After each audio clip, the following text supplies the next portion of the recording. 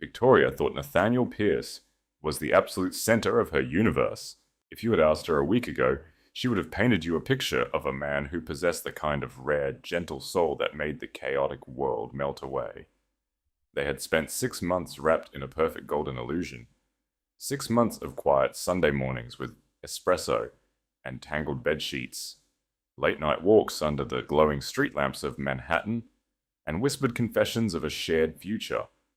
He had promised her forever. He had looked into her eyes and sworn that she was the only thing that mattered.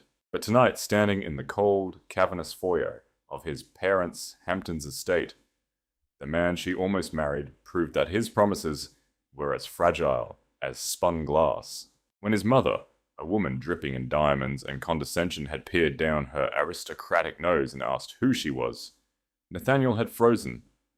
The silence had stretched thick and suffocating, and then the words that finally tumbled from his lips shattered Victoria's world completely. This is Tori, a friend from the city. A friend, not his fiancée, not the woman who woke up next to him every morning, not the woman currently wearing his diamond ring, which she had carefully turned inward so the stone pressed against her palm per his frantic last-minute request in the driveway. Just a friend. She sat through that agonizing dinner with an immaculate, unwavering smile, while his parents openly discussed the woman they had officially chosen for him, Vivian Ashcroft, the heiress to a hedge fund empire. They spoke of Vivian as if Victoria were invisible, a mere spectre hovering at the edge of their elite reality. And Nathaniel, he had laughed. He had nodded along, sipping his vintage Bordeaux, subtly agreeing with their thinly veiled insults about her simple, unambitious life. What they didn't know, what even Nathaniel didn't know, was that Victoria wasn't just some ordinary girl from the city. She wasn't who they thought she was. Not even close. Have you ever been erased by the one person who swore to protect you?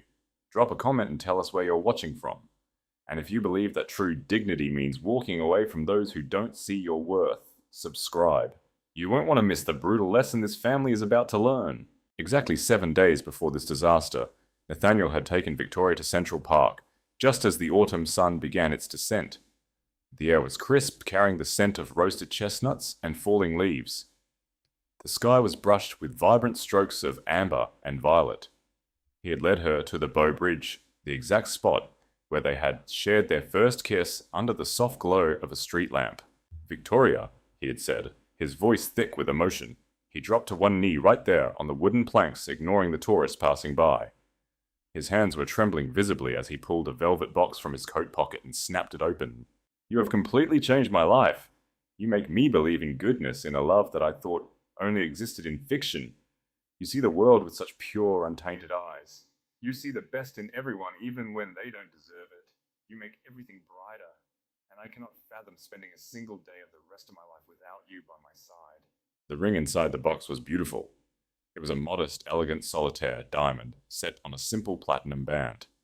It was chosen with care, fitting perfectly with the modest, understated persona she had adopted for the past year.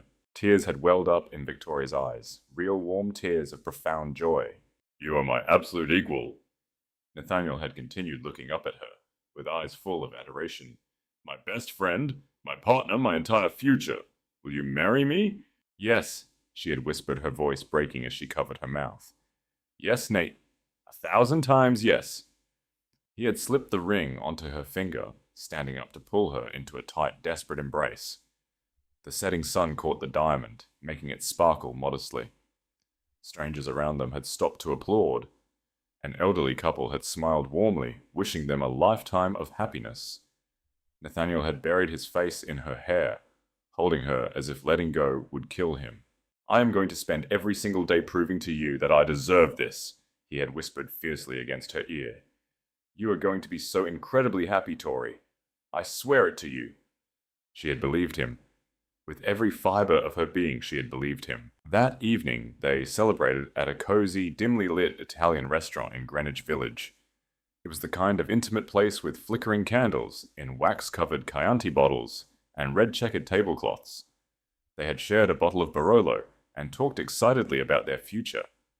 A spring wedding, perhaps somewhere intimate and meaningful. A small house upstate. Children running through a backyard. When are we going to tell your parents? Victoria had asked playfully, watching him over the rim of her wine glass. Nathaniel had paused. The hesitation was microscopic, barely a heartbeat long, but it was there. The soft smile on his lips faltered before he quickly forced it back into place. Soon, he had replied, smoothly, reaching across the table to interlock his fingers with hers. I just want to pick the absolute right moment. You know how traditional they are. Traditional, how do you mean? Just formal, rigid. They belong to a very specific circle, and they like things done a certain way. They care a lot about presentation. He rubbed his thumb over her knuckles affectionately. But they are going to absolutely adore you. How could they not? Now exactly 1 week later, Victoria sat in the passenger seat of Nathaniel's sleek black Mercedes as they sped down the Long Island Expressway toward the Hamptons. The engagement ring, a symbol of those beautiful promises, suddenly felt unusually heavy on her left hand. The atmosphere in the car was stifling. Nathaniel had been uncharacteristically silent since he picked her up from her apartment in Brooklyn. His jaw was clenched tight, a muscle ticking near his ear. His knuckles were pale where he gripped the steering wheel. You look beautiful, he said, abruptly, breaking the agonizing silence. He shot a quick, nervous glance at her attire. But is that dress maybe too formal, or perhaps not formal enough? Victoria looked down at herself. She was wearing a perfectly tailored dove-grey silk dress with a modest neckline and three-quarter sleeves. At her ears were a pair of vintage pearl drops, a gift from her grandmother. It was a classic, undeniably elegant ensemble. It was the kind of outfit designed to be perfectly appropriate for meeting anyone's conservative parents. I think it's perfectly fine, Nate. It's respectful. Right. Yes, of course. It's fine. He checked his Rolex for the 4th time in 15 minutes. It's just that my mother, she can be incredibly particular about these things. What things? Presentation, first impressions, social standing. He merged into the fast lane, his eyes fixed dead ahead. Listen, maybe don't mention your volunteer work right away. She might think it's, I don't know, too casual.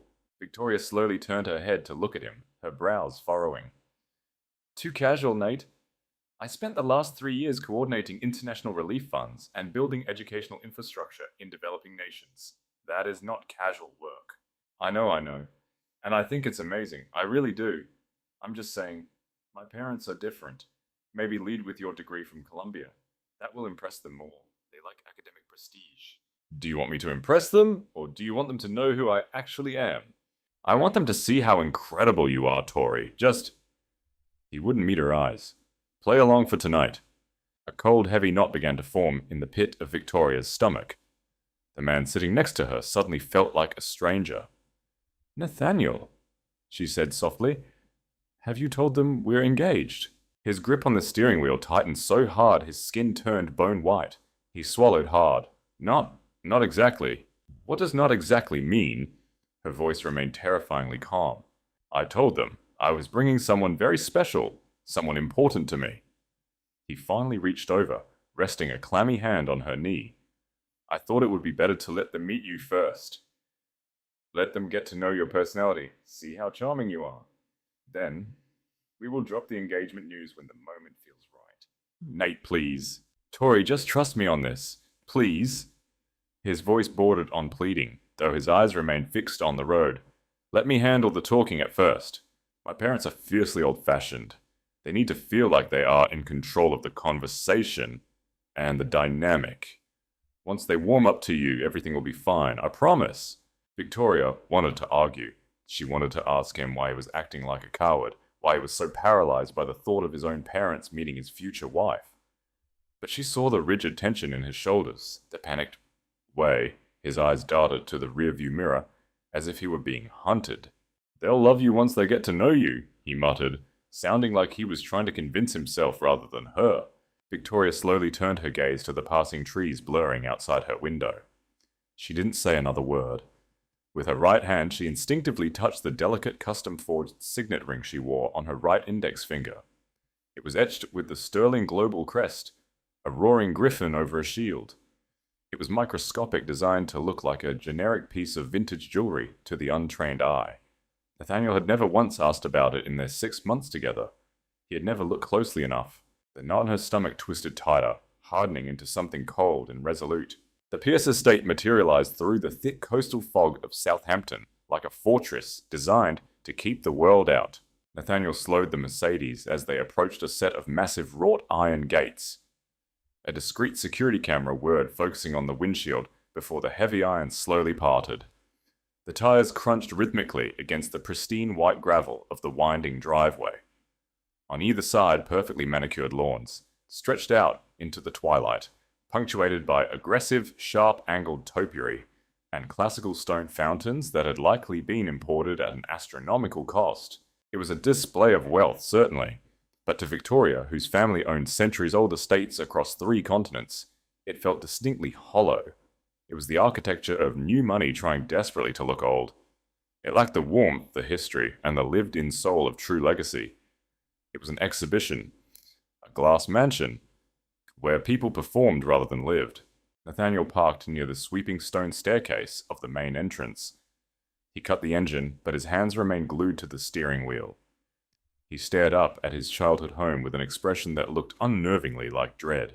"Ready?" he asked, his voice tight, lacking any of the warmth she was used to. Victoria unfastened her seatbelt. She looked at the man she loved. She saw the sweat beading at his temples.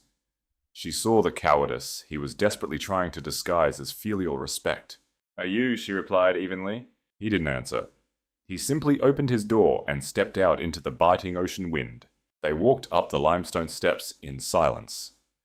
Before Nathaniel could even reach for the heavy brass knocker, the massive double door swung open. A man in a sharp, immaculately tailored suit, clearly a butler or estate manager, stood in the threshold. He bowed his head slightly. "Good evening, Mr. Nathaniel. Welcome home." "Thank you, Winston," Nathaniel replied. His posture changed instantly. His shoulders stiffened. His chin tilted upward. He was no longer the tender, laughing man from the Brooklyn coffee shops. He was Nathaniel Pierce, the heir. They stepped into a breathtaking cavernous foyer. The floor was a sprawling expanse of black and white Carrara marble that reflected the light of a monstrous crystal chandelier hanging 2 stories above. The air inside was climate-controlled, scentless, and entirely sterile. Large, imposing portraits of stern-faced people lined the walls. Victoria's high heels clicked against the marble. Click, clack. The sound echoed sharply through the cavernous space, loud and authoritative, a stark contrast to Nathaniel's soft, hesitant footsteps. She walked with the unconscious grace of a woman who had been trained since birth to occupy grand spaces. She did not look up at the chandelier with wide-eyed wonder. She did not shrink under the oppressive scale of the room. She stood tall, her spine a rod of steel, her hands elegantly folded over her small clutch. "Nathaniel, darling?" The voice sliced through the quiet air. It was sharp, practiced, and highly polished. From the grand archway leading to the formal living room, Beatrice Pierce emerged. She was a striking woman in her late 50s, wearing a structured emerald-green silk dress that screamed designer. Diamonds glittered at her throat and wrists. Her hair was styled into an immovable blonde bob. She moved with the predatory grace of a woman who evaluated everything in terms of net worth and social leverage. Behind her followed Richard Pierce. He was a tall, silver-haired man, with the broad shoulders of a former collegiate athlete, and the hardened eyes of a ruthless corporate raider. He held a crystal tumbler of amber liquid, swirling the ice with lazy arrogance. "Mother," Nathaniel said, stepping forward to kiss her cheek. It was a mechanical, choreographed greeting. "You look stunning." "I tried, darling," Beatrice said, her eyes already sliding off her son to land squarely on Victoria. The assessment was instantaneous. Beatrice's gaze traveled from the top of Victoria's head down to the cut of her grey silk dress, lingering for a microsecond on the vintage pearl earrings and finally resting on her shoes. It was a forensic examination. Victoria could practically see the woman calculating the price tags, searching for designer labels, and upon finding none of the predictable, flashy brands, dismissing her entirely. The temperature in the room plummeted. "And who?" Beatrice asked, her voice dropping to a cool, silken purr. "Is this?" The question hung in the air. Victoria waited. She felt the heavy diamond ring resting against her palm, hidden from view. She remembered the warmth of Nathaniel's breath against her neck in Central Park. "You are my equal, my partner, my future." She waited for the man she loved to step forward to take her hand, to declare to his cold, intimidating parents that he had found the woman he wanted to spend his life with. She looked at Nathaniel. Nathaniel looked at the floor. 1 second, 2 seconds, 3 seconds. The silence became unbearable, thick, with a suffocating tension. Richard Pierce stopped swirling his drink, his eyes narrowing impatiently at his son. Beatrice's perfectly arched eyebrow rose higher. "Nathaniel," Richard prompted, his voice a low, demanding rumble. "Your mother asked you a question." Nathaniel swallowed. His Adam's apple bobbed. When he finally spoke, his voice was thin, weak. "This is Tori," he said, the words forced out of his throat. "A friend from the city. A friend." The words did not just land. They struck. They tore through the air and slammed into Victoria's chest with the force of a physical blow. A friend. Not his fiancée, not his partner, not his love. A friend. A casual acquaintance brought along for the ride. A secret kept in the shadows because she was not deemed worthy of the light. For a fraction of a second, Victoria's heart stopped. A wave of profound, sickening humiliation washed over her. She had been erased.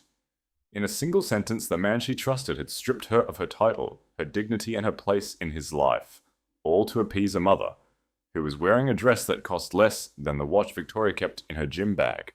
But Victoria Sterling was not a fragile girl. She was the sole heir to a global empire. She had sat in boardrooms with prime ministers and navigated hostile takeovers before she was 22. She had been taught by her father, a man of terrifying intellect and unyielding power, that emotions were a private luxury. In public you are impenetrable, you are untouchable.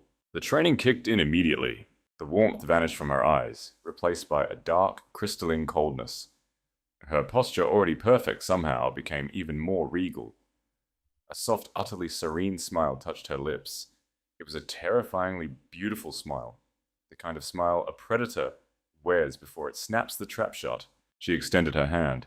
"It is a pleasure to meet you, Mrs. Pierce, Mr. Pierce. Thank you for opening your lovely home to me." Her voice was smooth, modulated, and entirely devoid of the devastation ripping through her heart. Beatrice looked slightly taken aback by the flawless composure, but she quickly recovered, offering a limp, condescending handshake. "Yes, well, any friend of Nathaniel's is welcome. Tori, was it?" "Victoria," she corrected gently. "Right, Victoria." Beatrice turned away, already bored. "Dinner will be served in the conservatory in 20 minutes. Richard, darling, have Winston pour Nathaniel a drink. He looks like he needs one." As the older couple retreated into the living room, Nathaniel finally turned to look at Victoria.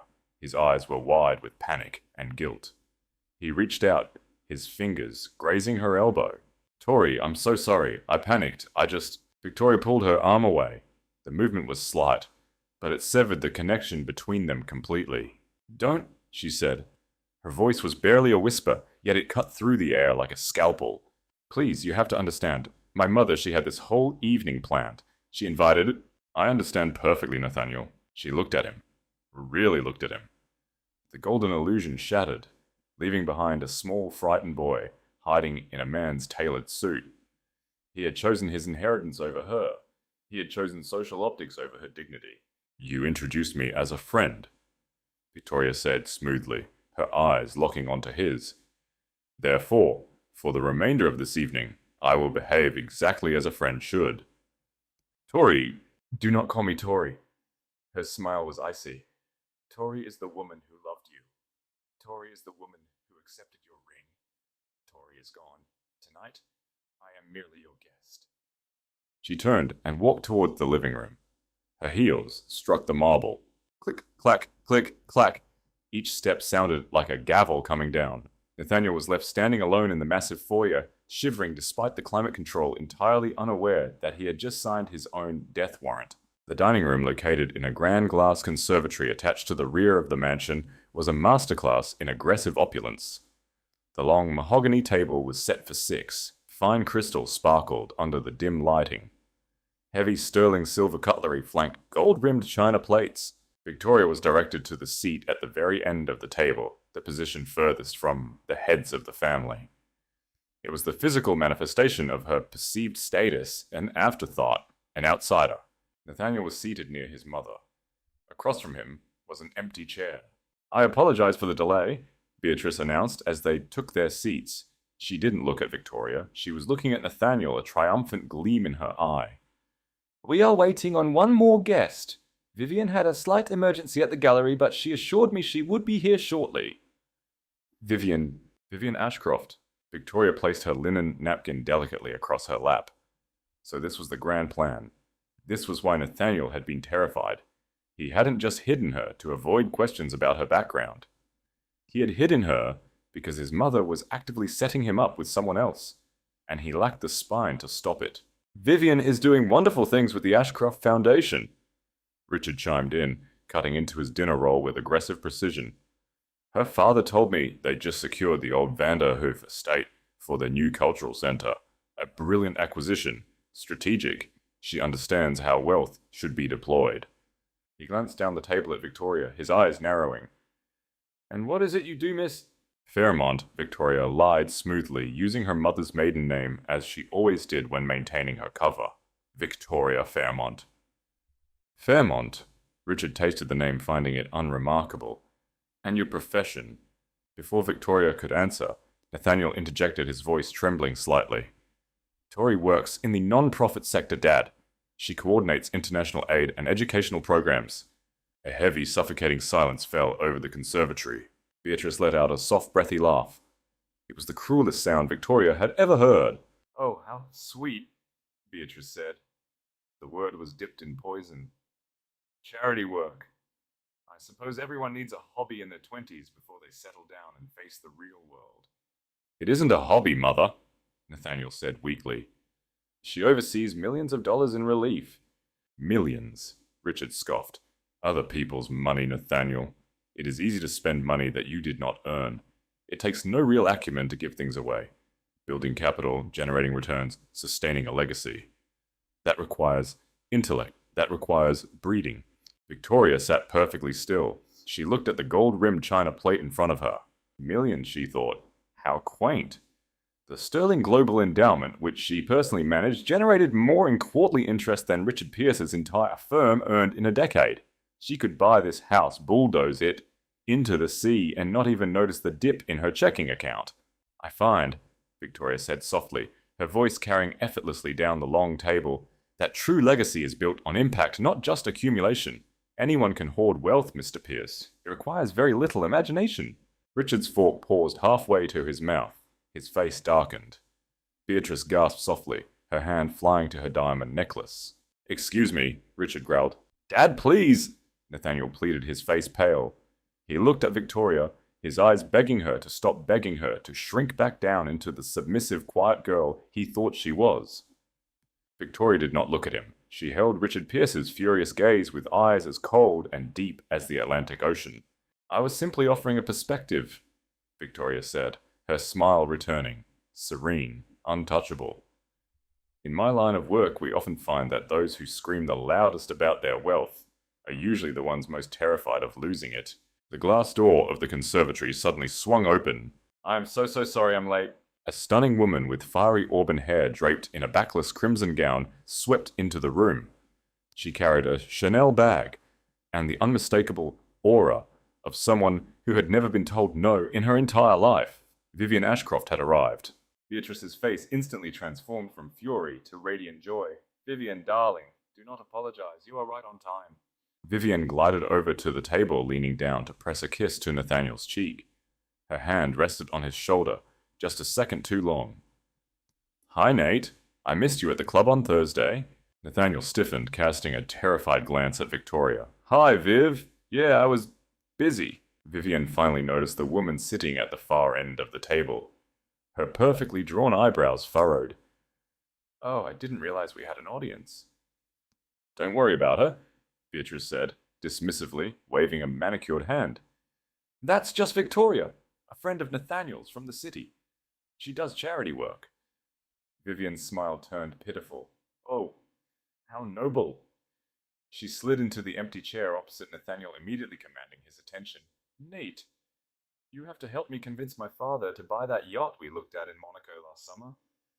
Victoria sat back in her chair. The shadows in the conservatory seemed to lengthen, wrapping around her. A friend, charity work, an audience. They had dug the grave. They had thrown her in. They were currently shoveling the dirt over her head, laughing while they did it. She reached for her crystal water glass. As she lifted it, her thumb brushed against the hidden signet ring.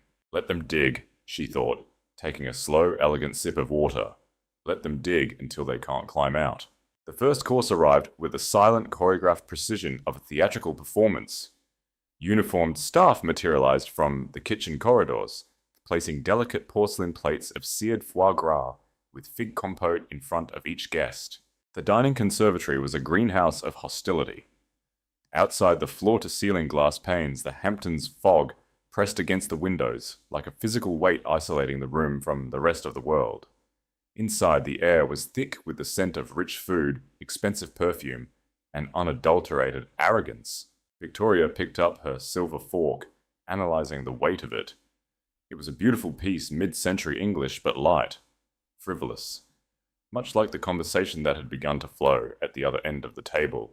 So, Vivian, darling, Beatrice began slicing a tiny piece of foie gras with the delicate precision of a surgeon. Tell us about the gala in Milan. I saw the photographs in Vogue Society. You looked absolutely radiant next to the Italian Prime Minister. Vivian waved a manicured hand dismissively, though her smile preened with self-satisfaction. Oh, it was exhausting, Beatrice. You know how these European events are? Endless protocol, exhausting dinners. But the auction was a success. We raised nearly $2 million for the arts. She turned her gaze to Nathaniel, her voice dropping an octave into something low and intimate. I actually thought of you, Nate. There was a vintage Patek Philippe up for bidding. It had your name written all over it. Nathaniel stared at his plate, his face flushed. He took a long, heavy gulp of his Bordeaux. That's very thoughtful of you, Viv, but I don't really need another watch. A man in your position can never have too many timepieces, Richard boomed from the head of the table. It signals stability, success, something you need to project much more aggressively if you're going to take over the firm's European acquisitions next quarter. I am projecting it, Dad, Nathaniel muttered. Barely, Richard retorted, his eyes flashing with a cold paternal disdain. He shifted his attention down the long expanse of mahogany to where Victoria sat in perfect isolated silence. Perhaps your friend distracts you. Tell me, Miss Fairmont does your charity work leave you any time to understand the demands of corporate leadership, or do you exist entirely in a bubble of good intentions? The insult was not veiled. It was paraded under the chandelier lights for everyone to applaud. Nathaniel flinched. Dad, don't do that. Do what, Nathaniel? I am simply making conversation with your guest. Richard's smile was predatory. I am trying to understand the world she lives in. A world where apparently millions are just handed out to the less fortunate without any expectation of a return on investment. Victoria dabbed the corner of her mouth with her linen napkin. The foie gras was overcooked, but she swallowed it smoothly. We expect a massive return on investment, Mr. Pierce, Victoria said. Her voice was level, beautifully modulated, cutting through the acoustic dampness of the room. We simply measure it in generational stability, infrastructure, and human capital, rather than quarterly profit margins. A stable global economy benefits all markets, even yours. Richard stared at her, genuinely taken aback by the vocabulary and the absolute lack of intimidation in her tone. Before he could formulate a response, Vivian let out a high, melodic laugh. Oh, how sweet! Vivian cooed, leaning forward so the neckline of her crimson dress dipped dangerously low. It's so adorable how passionate you are about your little projects, Victoria. It really is. I used to be just like that in college. I went to build houses in Costa Rica for a whole summer. It was so humbling. Is that so? Victoria asked, her eyes locking onto Vivian. Her gaze was not angry. It was analytical, taking apart Vivian's ego piece by piece. Oh, absolutely, Vivian continued, completely missing the danger in Victoria's eyes. But eventually we all have to grow up, don't we? We have to leave the idealism behind and step into the real world. The world of boards of directors, estate management, maintaining a family legacy, it requires a certain pedigree, a certain understanding of how society actually functions. She reached out and placed her hand over Nathaniel's. He froze, his eyes darting frantically to Victoria, but he didn't pull his hand away. Nate understands that, Vivian purred. We grew up in this world. We speak the same language. Indeed you do, Victoria murmured quietly, the language of cowards and parasites. What was that, dear? Beatrice asked sharply, her eyes narrowing. I said I am sure you both have a great deal in common, Victoria replied, offering a smile so perfectly polite, so deeply devoid of warmth, that it made Beatrice blink in confusion. The dining room doors swung open, signaling the arrival of the main course. The culinary staff entered in a neat line carrying heavy silver-domed platters. Leading them was the estate's head butler. Winston, who had greeted them at the door, was the estate manager, but the man directing the service tonight was older. He possessed a dignified, rigid posture, silver hair meticulously combed back, and the unmistakable aura of a man who had spent 40 years serving the highest echelons of global high society.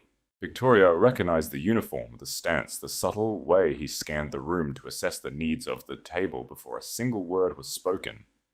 This was a man trained in the old European tradition. His name tag pinned discreetly to his lapel read Gerard. Gerard, Richard declared, gesturing to the empty wine glasses. Bring out the 05 Margot. I believe we need something robust to endure the rest of this evening. Right away, sir, Gerard replied. His accent was distinctly British, refined and clipped. Gerard moved forward to the antique sideboard, uncorking the dark, heavy bottle of Chateau Margaux with practiced ease. He poured a splash into Richard's glass for approval. Richard tasted it, nodded arrogantly, and waved him on. Gerard moved around the table with the silent grace of a ghost. He poured for Beatrice, who ignored him completely. He poured for Vivian, who held her glass up without looking away from Nathaniel. He poured for Nathaniel, whose hands were shaking so badly the glass clinked against the bottle. Then Gerard began the long walk down the length of the mahogany table towards the isolated chair at the end. Victoria sat perfectly still, her hands resting in her lap, the signet ring on her right index finger turned slightly outward now. She watched the butler approach out of the corner of her eye. Gerard stepped to her right side. He leaned in the heavy bottle of Margaux, poised over her crystal goblet. Wine, miss, he murmured politely, his eyes focused entirely on the glass. Just a half-pour, thank you, Victoria replied softly. At the sound of her voice, that specific cadence, that precise melodic authority, Gerard's hand halted in midair. It was an involuntary twitch of muscle memory. Slowly, agonizingly, the old butler raised his eyes from the crystal glass. His gaze travelled up the dove-grey silk of her dress, up the delicate line of her neck, past the vintage pearl earrings, and finally his eyes locked onto her face. The reaction was instantaneous and violent. All the colour drained from Gerard's face, leaving him as ashen as the Hamptons' fog outside. His eyes widened in absolute, unadulterated terror. The heavy bottle of Chateau Margaux suddenly trembled violently in his grip, the dark red wine sloshing dangerously near the rim. His knees buckled slightly, a physical manifestation of shock overriding decades of ironclad training. He knew her. Of course he did. 10 years ago, before Beatrice Pearce had hired him away from a prestigious London agency to add a touch of old money class to her new money estate, Gerard had been the under-butler at the Sterling family's primary estate in Berkshire, England. He had served at the gala, where Victoria at 18 was formally introduced to the board of directors of Sterling Global. He knew exactly what the roaring griffin crest on her right hand meant. He knew that the woman sitting at the very end of this table, being mocked and degraded by a family of mid-tier millionaires, was royalty in the financial world. A billionaire heiress with enough power to ruin the Pearce family with a single phone call. His mouth opened. A strangled gasp escaped his throat. Miss Sterl. Victoria's reaction was terrifying in its subtlety. She did not move her body. She did not raise her hand. She simply shifted her gaze, locking her eyes onto Gerard's terrified face. Her expression was utterly blank, a mask of cold, flawless porcelain. But her eyes were a guillotine dropping. She gave him a microscopic shake of her head. It was a fraction of a millimeter, barely a tremor. Do not speak. The command hit Gerard with the force of a physical blow. He snapped his mouth shut so fast, his teeth clicked. He swallowed a lump of pure terror, his chest heaving. The training he had spent his life perfecting warred with a primal urge to drop to his knees and apologize for the sheer catastrophic insolence of the seating arrangement. Is there a problem, Gerard? Beatrice's sharp, annoyed voice sliced through the silence. She was glaring down the table, irritated that the service had paused for more than 3 seconds. Gerard jumped. He looked at Beatrice, then back at Victoria. The sweat was now visible on his brow. No. No, madam. Gerard stammered, his British composure completely shattered. His hands were shaking so severely, he had to grip the bottle with both hands to steady it. He poured the wine into Victoria's glass, a few drops splashing onto the pristine white tablecloth like blood. "Forgive me, miss," he whispered, his voice trembling with a reverence that bordered on religious. He stepped back, executing a bow that was far too deep, far too formal for a guest of Victoria's supposed standing. It was a bow reserved for heads of state. "Thank you, Gerard," Victoria said smoothly, her eyes releasing him. "That will be all." Gerard practically fled the dining room. He backed away, his eyes wide, retreating into the kitchen corridor, as if escaping a ticking bomb. At the other end of the table, nobody had noticed the interaction. They were too absorbed in their own grandiosity. "Good Lord, good help is impossible to find these days," Beatrice sighed, rolling her eyes. "He's been getting clumsier all month. I think it's time to retire him." "Just dock his pay for the stained tablecloth," Richard grunted, slicing into a piece of rare beef. "That usually sharpens their focus." Victoria picked up her wine glass. She swirled the dark red liquid, watching it cling to the sides of the crystal. She looked down the table at the 4 people sitting there. Beatrice with her fake superiority, Richard with his hollow arrogance, Vivian wrapped in her unearned entitlement, and Nathaniel, the man who had promised her forever, currently hiding at the bottom of his wine glass, completely oblivious to the fact that the ground beneath his family's empire had just begun to fracture. "Oh, look," Vivian said, suddenly her eyes lighting up as she pointed to a delicate antique silver salt cellar near the center of the table. "Is this from the Paul Store collection? Beatrice, it looks late 18th century. Absolutely exquisite." Beatrice puffed up with immense pride. "You have such a wonderful eye, Vivian." "Yes, it is. Richard bought it for me at an auction at Sotheby's in London. It belonged to the Duke of Wellington's estate. It is completely priceless. We keep it vaulted most of the year, but I thought tonight warranted something special." She threw a pointed, mocking look in Victoria's direction. "One must appreciate history after all. True craftsmanship is so rare."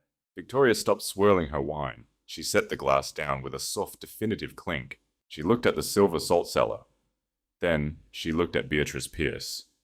The silence that fell over her was no longer the silence of submission. It was the silence of a loaded weapon. The dinner of knives was about to become a slaughter. Victoria did not immediately respond to Beatrice Pearce's boasting. She sat perfectly still at the far end of the table, her eyes resting thoughtfully on the ornate silver salt cellar positioned beneath the glow of the chandelier. "Priceless," Beatrice repeated, taking a delicate sip of her wine, her eyes locking onto Victoria with a triumphant, malicious gleam. "As I said, one must understand history to truly appreciate the value of such things. You can't just stumble into a gallery and buy pedigree, can you, Victoria?" "No," Victoria replied smoothly, her voice a calm, gentle stream cutting through the toxic atmosphere. "You certainly cannot." She leaned forward slightly, resting her forearms on the edge of the mahogany table. She didn't reach for the piece that would have been incredibly poor etiquette, but she didn't need to. Her eyes, trained since childhood by the finest antiquities curators in Europe, catalogued the flaws in seconds. "It is a striking piece, Mrs. Pearce," Victoria said. "A very well-preserved example of mid-19th century electroplating." The silence that followed was absolute. Beatrice's glass stopped halfway to the table. Richard's jaw tightened, a dark, dangerous flush creeping up his neck. Vivian let out a sharp, incredulous laugh, looking at Victoria as if she had just lost her mind. "I beg your pardon?" Beatrice's voice was no longer a silken purr. It was a whip cracking. "Did you just say electroplating?" "I did," Victoria affirmed gently. "Are you completely insane?" Richard barked, slamming his palm flat against the table. The crystal glasses shuddered. "I purchased that piece at Sotheby's. It is an authentic Paul Store original from the late 18th century, authenticated by their top appraisers." Nathaniel buried his face in his hands. "Tori, please, just stop. Don't do this." Victoria ignored him completely. Her gaze remained fixed on the furious patriarch at the head of the table. Mr. Pierce, if you look closely at the base just beneath the lion motif, you won't find the standard lion passant hallmark indicating sterling silver. Instead, you'll find a microscopic crown over the letters E and Co. That is the hallmark for Elkington and Company, the firm that patented the electroplating process in the 1840s. Victoria's voice was devoid of malice. It was purely academic, which somehow made it infinitely more devastating. Furthermore, she continued smoothly, Paul Storr's casting was renowned for its seamless integration of organic motifs. The laurel leaves on the rim of your piece show clear casting seams, a hallmark of mass reproduction, not individual artisan silversmithing. It was likely commissioned as a tribute piece during the Victorian era. Beatrice's face had turned an ugly, mottled shade of crimson. Her hands were shaking violently as she stared at the centerpiece. You are lying. You're a bitter, uneducated girl trying to embarrass us in our own home because you feel inferior. Vivian chimed in, her tone dripping with venom. Really, Victoria, this is just pathetic. Coming into someone's home and insulting their collection. What would a charity worker know about high-end antiquities anyway? Did you read about it in a public library? I know about it, Victoria said, her eyes shifting to Vivian with bone-chilling coldness, because the original Paul Storr collection commissioned by the Duke of Wellington does not belong to a private auction house.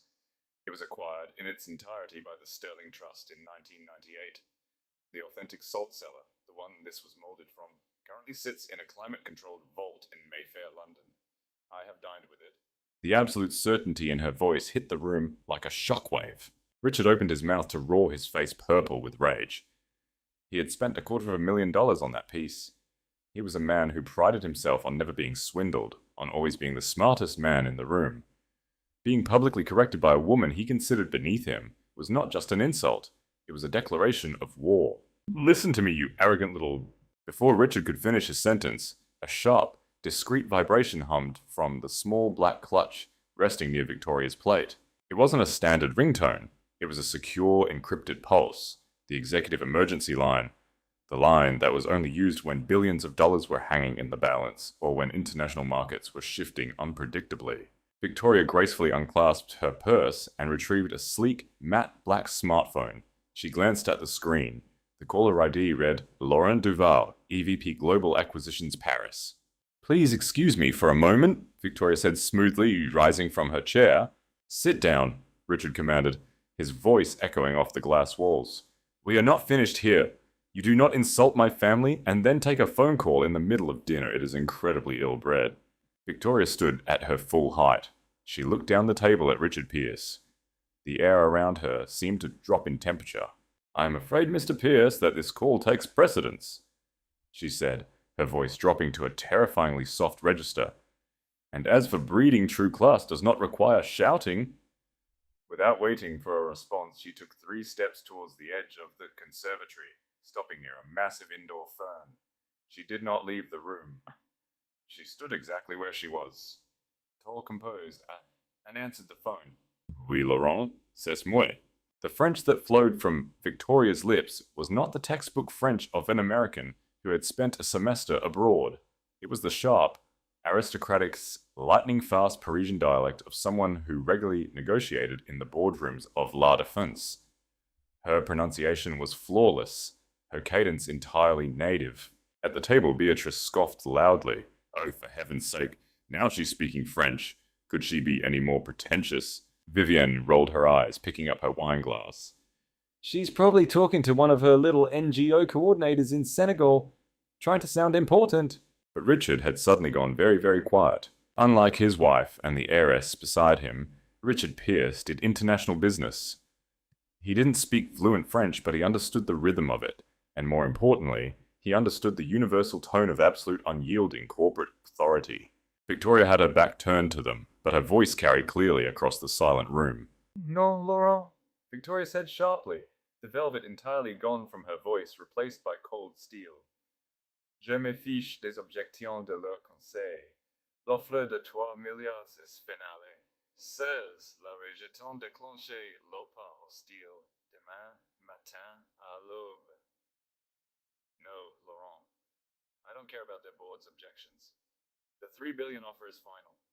If they reject it, trigger the hostile takeover tomorrow morning at dawn. Richard's eyes widened slightly. He had caught the word milliards, billions, and the acronym OPA hostile takeover. Victoria, Nathaniel whispered, his voice cracking. He looked frantically between his father and the woman he thought he knew. Dad, I don't know what she's doing. Shut up, Nathaniel, Richard hissed, leaning forward, straining to listen. Écoute-moi bien. Victoria continued, her tone dropping into a lethal, commanding register that made the hair on the back of Nathaniel's neck stand up. Je veux que les actifs européens soient liquidés d'ici vendredi. Détruisez leur valorisation boursière s'il le faut. Ils ont cru pouvoir jouer avec nous. Montrez-leur ce qui arrive quand on défie la famille. Listen to me carefully. I want their European assets liquidated by Friday. Destroy their market valuation if necessary. They thought they could play with us. Show them what happens when you defy the family. She paused, listening to Laurent's response. A cruel, elegant smirk touched her lips. C'est compris. Tiens-moi au courant. Et Laurent pas de pitié. Understood. Keep me updated. And Laurent no mercy. Victoria tapped the screen ending the call. She slipped the phone back into her clutch with a soft click and turned to face the table. The atmosphere in the conservatory had shifted violently. It was no longer a room where an arrogant family bullied a helpless girl. It felt like a cage containing an apex predator that had just bared its teeth. Beatrice, oblivious to the financial weight of the conversation, sneered. Are we quite finished with the theatrics, really taking a charity call in the middle of dinner? How incredibly gauche! It sounded very aggressive for a non-profit Tory, Vivian mocked, though her smile was beginning to look slightly strained. Are you taking over an orphanage by force? Victoria walked slowly back to her chair. The rhythmic click-clack of her heels was the only sound in the room. She did not sit down. She stood behind the chair, her hands resting lightly on the carved wooden back. It was an acquisition issue, Victoria said simply, her eyes meeting Richard's. Richard stared at her. The arrogant flush had faded from his face, replaced by a deep, unsettling pallor. He had spent his entire life swimming with sharks, and every survival instinct he possessed was screaming that the quiet, unassuming woman standing before him was a leviathan. An acquisition, Richard repeated, his voice devoid of its previous boom, for your charity. In a manner of speaking, Victoria smiled. We are currently acquiring a major logistics firm based in Lyon. They attempted to renegotiate the terms of our buyout at the 11th hour. Fatal miscalculation. Nathaniel stood up. His chair scraped violently against the floor. His face was the color of chalk. Tory, oh, what are you talking about? You coordinate relief shipments. You make $50,000 a year. Victoria slowly turned her head to look at the man she had loved. The man who had stood by and watched his family attempt to strip her of her dignity. Oh, Nathaniel, she murmured, the disappointment in her voice heavier than anger. You never did pay attention to the details, did you? What is going on here? Beatrice demanded, looking frantically between her husband, her son, and Victoria. Her carefully constructed reality was buckling, and she hated it. Richard, tell this girl to leave. She has insulted our home, our collections. And now she is standing there, lying through her teeth. I don't think she's lying, Beatrice, Richard said quietly, his eyes never leaving Victoria's face. The terrifying realization was beginning to dawn on him. The impeccable poise. The flawless knowledge of antiquities. The native aristocratic French. The sheer unadulterated confidence of a woman who knew she could not be touched. Victoria reached for her wineglass. She lifted it, examining the deep ruby liquid against the light. You see, Beatrice, Victoria said, using the woman's first name with chilling familiarity. You spent this entire evening trying to make me feel small. You evaluated my clothes, my background, my worth, and you found me lacking. You believed that because I do not wear my wealth on my sleeve like a cheap billboard, I have no power.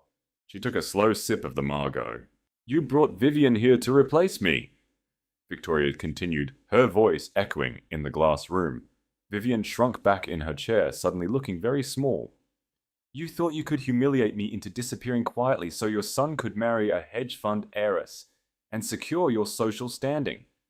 Tory, please, Nathaniel begged, tears shining in his eyes. He reached a hand out across the table. I'm sorry. I didn't know they were going to do this, I swear. It doesn't matter what you knew, Nathaniel. It matters what you did. Victoria's eyes were completely devoid of warmth. You introduced me as a friend. You let them mock me.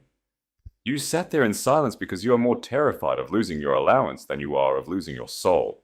Outside the glass walls of the conservatory, the deep, heavy fog began to glow. At first, it was just a faint illumination.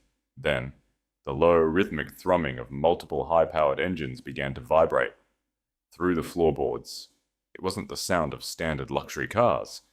It was a deep, synchronized roar of heavy armored vehicles pulling into the circular driveway. 1, 2, 3, 4 vehicles. The sound grew louder, shaking the crystal on the table. Richard spun around looking towards the hallway. What in the hell is that? Beatrice stood up clutching her chest. Winston, go see who is outside. But Winston didn't appear. Instead, the heavy oak doors of the dining conservatory were suddenly pushed open, not by the butler, but by the sheer force of reality breaking down the Pierce family's door. The cracks in their pedestal had shattered. The Queen had arrived. The massive custom-built oak doors of the dining conservatory did not just open, they were breached. They swung inward with a violent synchronized force that sent a shockwave through the room. The delicate crystal on the mahogany table vibrated dangerously. Beatrice Pierce let out a sharp, terrified shriek, dropping her wineglass. It shattered against the floor, a splash of red staining the pristine white rug like a fresh wound. 6 men entered the room. They did not walk. They advanced. They were dressed in immaculate tailored black suits that failed to hide the lethal, tactical bulk beneath the fabric. Subtle coiled earpieces curled behind their ears, and their eyes scanned the conservatory with the cold mechanical precision of apex predators, assessing a threat. They moved in perfect wordless coordination, instantly fanning out to secure the perimeter of the room. 2 stationed themselves at the glass doors. 2 flanked the entrance. Vivian Ashcroft let out a whimpering gasp, pressing herself flat against the back of her chair. Richard Pierce, a man who built his entire personality on intimidation, stood frozen, his face entirely drained of blood. He recognized the formation. This was not private security. This was a paramilitary extraction unit. Finally, a 7th man walked through the doors. Commander David Hayes was a terrifying figure. A former SAS operative with a silver scar cutting through his left eyebrow. He possessed an aura of absolute unyielding authority. He did not look at Beatrice. He did not look at Richard. He completely ignored the existence of Nathaniel and Vivian. His eyes locked instantly onto the woman standing quietly at the head of the table. Commander Hayes stopped exactly 3 feet from Victoria. He clicked his heels together, a sharp military sound, and bowed his head in a gesture of profound, unbreakable loyalty. Miss Sterling, Hayes's deep, gravelly voice echoed through the silent room. The perimeter is secure. The motorcade is ready for your departure. Board members are standing by on the secure line for your final authorization on the Lion acquisition. The name dropped into the room like a live grenade. Sterling. For 3 full seconds, the only sound in the conservatory was the ragged, panicked breathing of Nathaniel Pierce. Then Richard Pierce's knees buckled. He actually collapsed backward into his chair, the heavy mahogany frame groaning under his dead weight. His mouth opened, but no sound came out. His eyes, wide with sheer, unadulterated horror, were fixed on Victoria. Sterling, Richard wheezed, his vocal cords paralyzed by panic. Sterling, global. Victoria did not look at him. She reached out, her fingers delicately brushing the rim of her wineglass. Yes, Hayes. Thank you. Tell Laurent to proceed with the liquidation, and inform the pilot we will be flying back to London tonight. I am severely fatigued by the local company. Understood, ma'am. Hayes stepped back, falling into a protective stance just behind her right shoulder. Wait, no.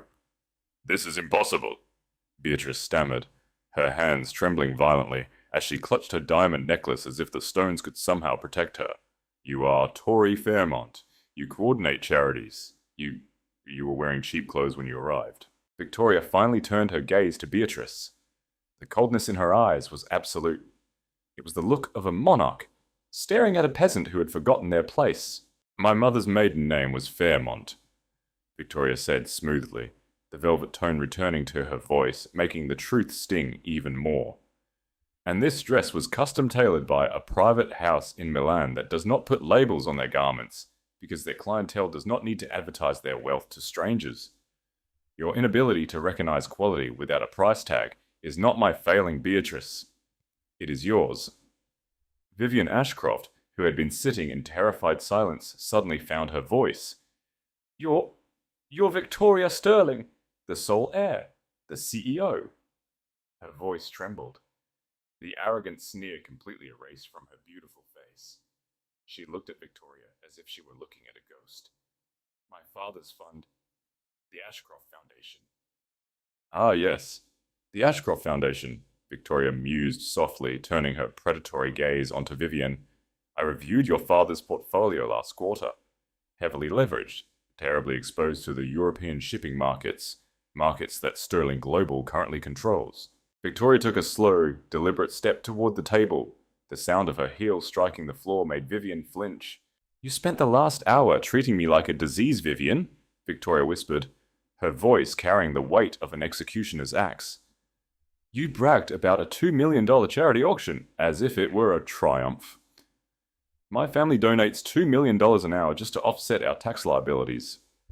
If I make a single phone call on the ride back to the airstrip, I can have your father's fund ordered dismantled and sold for parts by Monday morning. You will be flying commercial for the rest of your life.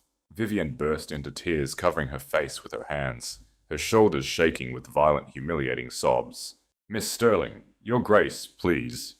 It was Richard, the patriarch, the man who had mocked her ambition. He was standing up, his hands shaking so badly he had to grip the edge of the table to keep from falling. He looked physically ill, a man watching his entire empire crumble into ash before his eyes. Please, Richard begged, all the booming arrogance stripped from his voice. He sounded small, pathetic. We did not know. If Nathaniel had told us. If Nathaniel had told you what would have changed, Richard, Victoria cut him off, her voice cracking like a whip. You would have treated me with respect. You would have fawned over me, poured your best wine, and begged for investment capital. She walked slowly down the length of the table, her eyes pinning him to the spot. That is exactly why I kept my identity hidden, because I wanted to see who your son truly was when the cameras were off. I wanted to see the family that raised him, and what I found was a hollow, rotting foundation built entirely on the fragile ego of men who measure their worth by the brand of their watch and the cruelty of their wives. Beatrice let out a strangled sob. Victoria, please! We are family! Or we were going to be. Nathaniel loves you. Mother, shut up! Nathaniel screamed. He lunged forward, throwing himself around the table. He didn't just walk toward Victoria. He practically fell to his knees in front of her. The handsome, charming man she had fallen in love with was gone. In his place was a terrified, weeping child. Tori, please! Nathaniel sobbed, reaching out to grab the hem of her grey silk dress. Before his fingers could even graze the fabric, Commander Hayes moved. It was a blur of tactical precision. Hayes stepped between them, his hand resting casually but firmly on the grip of the sidearm, holstered beneath his jacket. I strongly suggest you keep your hands to yourself, Mr. Pierce. Hayes growled, his voice a low, terrifying rumble. Nathaniel snatched his hands back as if the silk were made of fire. He looked up at Victoria, tears streaming down his face, his chest heaving with panic. Victoria, I swear to God I didn't want any of this. Nathaniel wept, his voice cracking pitifully. I love you. I love the life we had in the city. I was afraid of them. I was afraid my father would cut me off. I was going to tell them the truth. I swear it. You have to believe me. Victoria looked down at him. She did not feel anger anymore. The fiery rage that had burned in her chest when he called her just a friend had burned itself out, leaving behind nothing but cold, sterile ash. She looked at him and felt absolutely nothing. Pity, perhaps, but not love. Never again love. I do believe you, Nathaniel, Victoria said softly. Nathaniel's eyes widened with a desperate, pathetic flare of hope.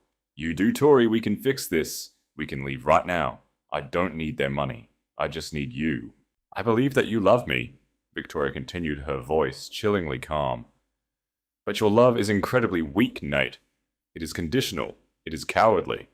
You were perfectly willing to let the woman you claim to cherish be humiliated, degraded, and replaced All because you lack the spine to stand up to a father who bullies you and a mother who uses you as a social prop. She stepped to the side, bypassing him entirely to approach the table. Love without courage is just a hostage situation, she said, her back to him. And I do not take hostages, nor do I become one. Victoria raised her left hand. The chandelier light caught the modest solitary diamond of her engagement ring. The ring he had given her in Central Park. The ring that represented a golden illusion she had almost traded her empire for. Slowly, deliberately, she slid the ring off her finger. The metal felt suddenly cold foreign, entirely disconnected from her skin. She held it suspended over the crystal goblet of Chateau Margaux, sitting next to her plate. Wait, Nathaniel choked out, scrambling to his feet. Victoria, please. Don't do this. I'll do anything. I'll get on my knees. I'll beg. You already are on your knees, Nathaniel, Victoria replied, without looking at him. And it isn't a good look on you. She opened her fingers. Clink! The platinum band struck the side of the crystal glass before plunging into the dark, heavy wine. A small splash of red droplets hit the pristine white tablecloth. The diamonds sank instantly to the bottom, drowning in the vintage Bordeaux, vanishing into the darkness. It was over. The contract was broken. The execution was complete. Victoria turned away from the table. She didn't look at Vivian's tear-streaked face. She didn't look at Beatrice's horrified, crumbling posture. She didn't look at Richard, who was staring at the wall as if calculating how many hours he had left before his firm was annihilated by Sterling Global. And she did not look at Nathaniel, who had collapsed back onto his knees, his face buried in his hands, weeping loudly into the deafening silence of the conservatory. She walked towards the breech doors. Click, clack, click, clack. Her heels struck the marble hallway, the sound echoing with finality. Commander Hayes and the vanguard fell into a perfect, impenetrable diamond formation around her as they moved through the cavernous foyer. As she reached the grand entrance, Mr. Gerard, the old butler, was standing rigidly by the door. He had tears in his eyes. His head bowed so low his chin touched his chest. Victoria paused. She reached into her clutch and withdrew a sleek, embossed business card. She held it out. Gerard looked up, his hands shaking as he took it. There is an estate in Geneva that requires a manager with proper training, Victoria said softly, a genuine warmth returning to her eyes for the first time all evening. Call the number on the back tomorrow morning. Private jet will be arranged for you. Gerard let out a ragged gasp, clutching the card to his chest as if it were a lifeline. Thank you, Your Grace. Thank you. Victoria offered him a small, respectful nod. Then she stepped out into the biting Hampton's night.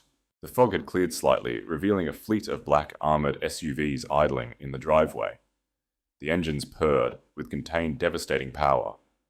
A guard opened the door to the lead vehicle. Victoria stepped inside, sinking into the plush leather. The door closed with a heavy, definitive thud, sealing her away from the toxic world she had just burned to the ground. As the motorcade pulled away, tires crunching over the white gravel, Victoria looked out the tinted window one last time. The glass mansion looked smaller now, fragile, a house of cards waiting for the wind. She had walked into that house as a secret. She walked out as a queen, unbroken, unbothered, and entirely untouchable. True power isn't about how loud you can scream when you're disrespected. It's about how quietly you can walk away while leaving their world in absolute ruins. Victoria didn't just teach the Pierce family a lesson. She taught us all that our worth is never determined by those who are too blind to see it. Have you ever had to walk away from a toxic situation to protect your peace? Tell us your comeback story in the comments below. And if you want more stories of brilliant women getting the ultimate satisfying revenge, hit that subscribe button and turn on notifications. The Queen will return.